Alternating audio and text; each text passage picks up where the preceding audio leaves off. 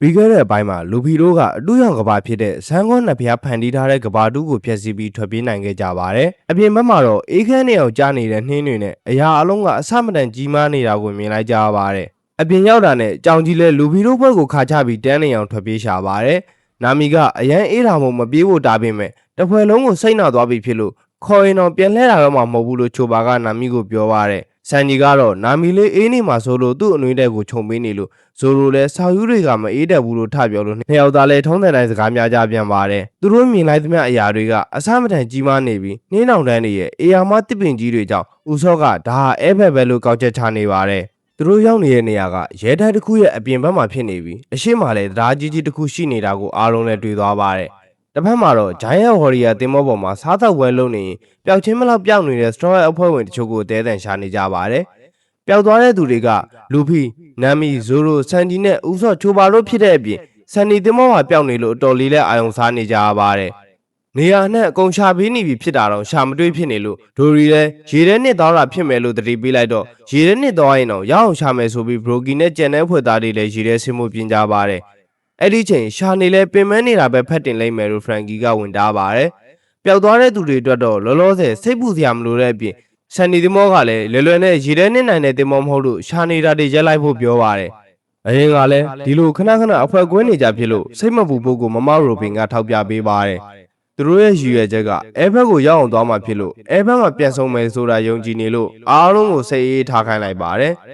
်ဂျင်မီကလည်းငမန်းတွေနဲ့ဆက်သက်ကြည့်ပြီးဖြစ်လို့ရေထဲမှာမရှိတာတေချာသွားပါတယ်အဲ့ဒီတော့မှအားလုံးလည်းစိတ်အေးလက်အေးပြန်ဖြစ်သွားပါတယ်တစ်ဖက်မှာလည်းလူဖီတို့ဘက်ကတရားကြီးကိုကြည့်နေပြီးသွားရမလားမသွားရမလားစဉ်းစားနေရပါတယ်ဘာပဲဖြစ်ဖြစ်အနောက်မှာလည်းစန်းကော့ဖျားရဲ့ရဲတိုက်ပဲရှိနေတာမို့တရားကိုဖျက်ဖို့တလန့်ပဲရှိတော့ပါတယ်အဲ့ဒီချိန်တရားကဖျက်လာတဲ့အရေးမဲကိုတွေးလိုက်လို့လူဖီတို့လည်းတစ်ပင်နာဝင်မုံကြပြန်ပါတယ်ဂျိုင်းရဲ့အမျိုးသမီးတစ်ယောက်နဲ့အမျိုးသားတစ်ယောက်ဖြစ်နေပါတယ်အဲ့ဒီပြင်အမျိုးသမီးနဲ့တူဇီးကွက်တစ်ကောင်လည်းရှိနေပါတယ်ဂျိုင်းရဲ့အမျိုးသမီးကတော့ဒီလိုဦးချောင်းချောင်းကောင်းကိုဟိုင်ရိုဒင်ကဘာလို့အဖွဲတဲ့ခေါ်ထားလဲမသိဘူးလို့မေးခွန်းထုတ်လိုက်ပါတယ်ဘေးကဂျိုင်းရဲ့ကလည်းသူကကြက်မဖြစ်ပေမဲ့လမ်းပြကောင်တစ်ယောက်ရဲ့အရေးချင်းတွေရှိနေလို့ပြန်ဖြေပါတယ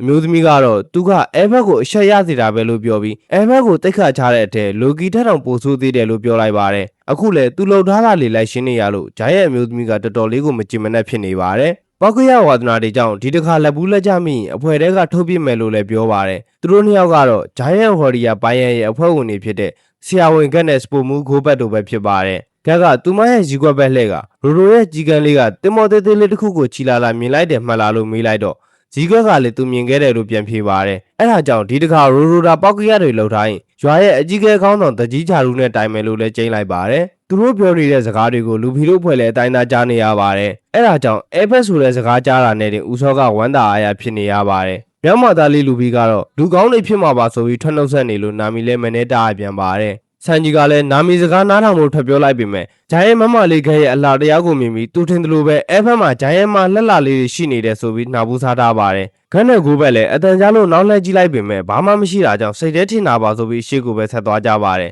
ရဲတိုင်နဲ့ရောက်တော့လူခေါ်ခေါင်းလောင်းကိုတီဗီရိုဒိုကိုအော်ခေါ်ကြပါတယ်နာမီကတော့လူဖီနဲ့ဆန်ဂျီကိုထိန်းနေရပြီးတရားကိုအမြန်ဖြတ်ဖို့နားချကတဖွဲလုံးနဲ့သူတရားကိုအမြန်ဖြတ်ကြပါတယ်လေတိုက်နေလို့ရိမ့်နေတဲ့တရားကိုကူးဖို့ဦးဆိုးလည်းတွေးပြက်နေပြီးကိုအာတင်မှုတတိပေးနေရပါတယ်နာမီကတရားကဂျိုင်းရက်တွေတက်တော့တာမန်ဆိုပေမဲ့သူတို့အတွက်အပေါက်တွေကအရန်ကြီးနေတာမို့စိုးရိမ်နေလို့ကျိုးပေါ်လမ်းလျှောက်ပူတဲ့ချိုပါကပဲကြောပေါ်တင်ပြီးခေါ်သွားပါတယ်ဆန်ဂျီကတော့တခါတလေနှင်းခဲကြီးကြီးတွေကြားတယ်လို့အားလုံးကိုတတိပေးနေပြီးဇိုလိုကလည်းတရားကအရန်ကြီးနေတာမို့အခုချိန်ဂျိုင်းရက်တွေတက်လာရင်ပြေးလည်းမရှိမှကိုရိပ်မိပြီးမြန်မြန်ကူးဖို့တတိပေးလိုက်ပါတယ်တရားအောက်မှာလည်းအသားစားဝင်ပရီတွေကအများကြီးရှိနေလို့ဦးစော့လည်းကြောက်သေးပါနေရပါတယ်အဲ့ဒီချိန်လူဖီလည်းဆွမ်းတစ်ခုခုကိုခံစားမိနေတာကိုဇိုလိုလည်းကောင်းကောင်းရိပ်မိသွားပါတယ်လူဖီကိုမိကြည့်ပြီးသူလည်းလိုက်ဖို့ပြင်နေလို့ဒီတိုင်းနောက်လမ်းပြောင်းနေတဲ့ဇိုလိုကိုစန်ကြီးလည်းမလိုက်ဖို့တားနေရပြန်ပါတယ်အခုခံစားချက်ကကုဘာတော်မျိုးတော်ထဲမှာသူတို့ခံစားမိလိုက်တဲ့အတန်ကျကြီးရဲ့ခံစားချက်နဲ့တူနေလို့လူဖီလည်းသူပဲသွားမယ်ဆိုဆုံးဖြတ်ပြီးကျန်တဲ့လူတွေကိုရှစ်ဆက်ခိုင်းလိုက်ပါတယ်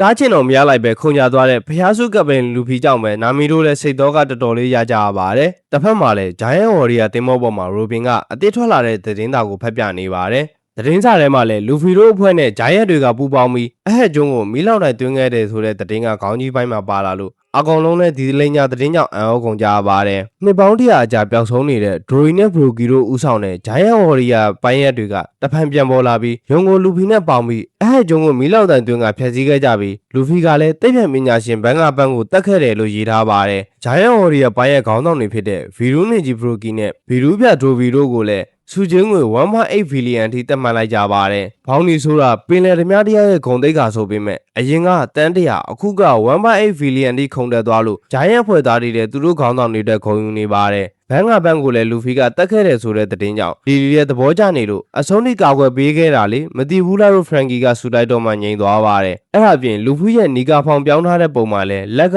အမားကြက်ချီယာကဲကိုထင်းထင်းရှားရှားတွေ့သွားပါတယ်။ဂျင်မီကတော့သူလည်းတွေ့ဘူးပေမဲ့မသေးချာဖြစ်နေပြီးဒီဖေနီကိုရိုဘင်လည်းရင်းနှီးသလိုခံစားချက်မျိုးခံစားနေရပါတယ်။အဲ့ဒါကြောင့်ဒရိုရီနဲ့ဘရိုကီလည်းလူဖီကပင်လယ်ဓမြရုံကုန်ရှက်နဲ့ပခုံးချင်းအောင်ရှင်နိုင်နေပြီပေါ့ဆိုပြီးအားရဝမ်းသာဖြစ်နေပါတယ်။တစ်ဆက်တည်းလည်းသူတို့ရဲ့ကောင်လေးဟိုင်ရိုဒင်ကလူဖီရဲ့လက်အောက်ခံဖြစ်လာတာကိုသဘောတွေ့နေပါတယ်။ဟိုင်ရိုဒင်ကကောင်စိုးလေးဆိုပေမဲ့အဲဘက်ဖင်ရဲ့သားဖြစ်နေတာကိုလည်းရှင်းပြပေးလိုက်တော့အကုန်လုံးလည်းအံ့ဩကုန်ရပါတယ်။အခုလည်းလူဖီတို့ကိုယ်တိုင်လည်းကြိုးချင်းပေမဲ့အဲဘက်မှာပြဿနာနည်းနည်းတက်နေတာကိုဖြေရှင်းနေရလို့မလာနိုင်ကြောင်းရှင်းပြပေးပါတယ်။ပြဿနာတို့ကြားလိုက်တာနဲ့စတောရဲ့အဖွဲ့သားတွေကစိတ်ဝင်စားသွားပါတယ်။ဒရိုရီနဲ့ဘရိုကီလည်းအဲ့ဒီပြဿနာကိုမသိဖြစ်နေတာမို့ခေါင်းဆောင်တို့အဝေးရောက်နေတော့ဖြစ်သွားတာလို့ဂျိုင်းယက်ဖွဲ့ဝင်တယောက်ကရှင်းပြပါတယ်။အရင်ကအဲဘက်ဘီရင်ကြီးမှာဟိုင်ရိုဒင်အပြင်တခြားတရားဝင်သားတယောက်လည်းရှိပါတယ်။သူ့နာမည်ကလိုကီဖြစ်ပြီးကျိန်စာတွေနဲ့အတူမွေးဖွားလာပြီးအရန်ဆိုးသွမ်းတာကြောင့်ကျိန်စာသစ်မင်းသားလို့တောင်ခေါ်ကြပါတယ်။အဲဘက်ရဲ့တော်ဝင်မျိုးနယ်တွေလက်ဆင့်ကမ်းခဲ့ကြတဲ့ဒန်နာအီလာဒဗယ်ဖရုကိုလိုချင်လုံးလို့ကိုဖေဘီရင်ကြီးကိုတောင်တတ်ခဲ့ပြီးဒဗယ်ဖရုကိုစားလိုက်တယ်လို့လည်းဆိုပါတယ်။အဲဒါကြောင့်သူ့ကိုတန်ကြိုးတွေနဲ့ချုံနှောင်ထားတာနှစ်တော်ကြာနေပြီလို့လည်းရှင်းပြပါတယ်။မကြသေးခင်ကလည်းလွတ်တော့မလို့ဖြစ်သွားလို့အဲဘက်တိုင်းပြည်တစ်ခုလုံးကဝိုင်းပေါင်းပြီးဖမ်းခဲ့ရတယ်လို့လည်းပြောပြပါတယ်။တာမန်မဟုတ်တဲ့အဲဘက်ကဂျိုင်းယက်တွေတောင်မှတနိုင်ငံလုံးဝိုင်းပြီးထိန်းရတယ်ဆိုတဲ့စကားကြောင့်လည်းဖရန်ကီလည်းလမ်းဖြန့်သွားပါတယ်။အဲဒါကြောင့်ဒီတစ်ခါသာထက်လို့သွားရင်ကဘာကြီးကိုဖျက်ဆီးပြီးအဲဘက်ကိုအရှက်ရသေးလိမ့်မယ်လို့ဆိုပါတယ်။တစ်ဖက်မှာလည်းလူဖီကတရားပေါ်ကခုံရလာပြီးစွန်စားရတော့မှမလို့ကျင်နေကြီးကျင်နေနေပါတယ်။တာမန်ဂျိုင်းယက်တစ်ကောင်တော့တရားပေါ်ကပြုတ်ကြရင်အယိုးတခြားအသားတခြားဖြစ်သွားနိုင်တဲ့အမြင်ဆိုပေမဲ့ရောဘာလူသားဖြစ်နေတဲ့မြောက်မာသားလေးကတော့နာရမဲမသိပဲအောက်ကိုရောက်လာပါတယ်။နှင်းတော်ထဲမှာလည်းစွန့်စွန့်ဆဆသွားနေရတာနဲ့ကျင်နေပြီးအေးရမန်းတော့မသိတဲ့လူဖီကိုနှင်းခွေးတွေကအမဲဖြတ်ဖို့စောင့်နေကြပါတယ်။မကြောက်မလန့်လူဖီကိုမှသားကောင်ယူမှာတော့မှနှင်းခွေးတွေလည်းလူဖီနဲ့တိုးနေပါတယ်။ဒီချိန်အတန်တဲကြီးထွက်လာတာကြောင့်နှင်းခွေးတွေလည်းအသက်ဘေးကလွတ်သွားပါတယ်။လူဖီလည်းအတန်ကြားလိုက်သွားကြည့်တော့တာမန်ဂျိုင်းယက်တွေနဲ့နှစ်ဆလောက်ကြီးပြီးတန်ကြိုးတွေနဲ့အထက်ထက်ချုံနှောင်ထားတဲ့ဂျိုင်းယက်တစ်ကောင်ကိုတွေ့သွားပါတယ်။ဂျိုင်းယက်လူကြီးလည်းလူဖီကိုတွေ့တော့မင်းကဘာသူလဲလို့မေးလိုက်ပါတယ်။လူဖီကတော့ထုံးတဲ့အတိုင်းသူ့နာမည်ကလူဖီဖြစ်ပြီးပင်လယ်ဓမြပြင်ဖြစ်လာမဲ့သူလို့ပါမိတ်ဆက်လိုက်ပြီးဒီနေရာကရောဘယ်နေရာလဲမင်းကရောဘာသူလဲလို့လူကြီးကိုပြန်မေးလိုက်ပါတယ်။လူကြီးလည်းမင်းရောက်နေတဲ့နေရာကိုတော့မသိဘူးလားလို့လူဖီကိုပြန်အော်နေပါတယ်။အေးလေသိရင်လည်းဒီနေရာကိုမလာနိုင်ဘူးလို့ပြောပြီးဒီနေရာကအဲဘက်စစ်တီတော်တွေရဲ့တိုင်းပြည်ဝါလန်းဖြစ်ပြီးအရင်ကားဆိုရင်တိုက်ပွဲတွေနဲ့ပြင်းထန်နေတဲ့အဲဘက်နိုင်ငံတော်လို့ပြောပြပါတယ်။သူကလည်းဒီကဘာကြီးကိုအဆုံးသတ်ပေးမဲ့နဖျားလုတ်ကြီးဆိုပြီးအားရပါရပြောလိုက်ပါတယ်။ဒါကတော့အပိုင်း1160ဖြစ်ပါတယ်။ကဲဒါဖြစ်ကျွန်တော်နာမည်ကတော့တိုဘီပါဒီနေ့ကတော့ဒီလောက်ပါပဲနောက်လာမယ့်အပိုင်းတွေကိုလည်းဆက်ကြည့်ကြနေရင် like and follow တွေနှိပ်ပေးခဲ့ကြပါဗျာအခုချိန်ကြီးကြည်ပေးနေတဲ့တယောက်ချင်းနေတိုင်းကိုလည်းကျေးဇူးအများကြီးတင်ပါတယ်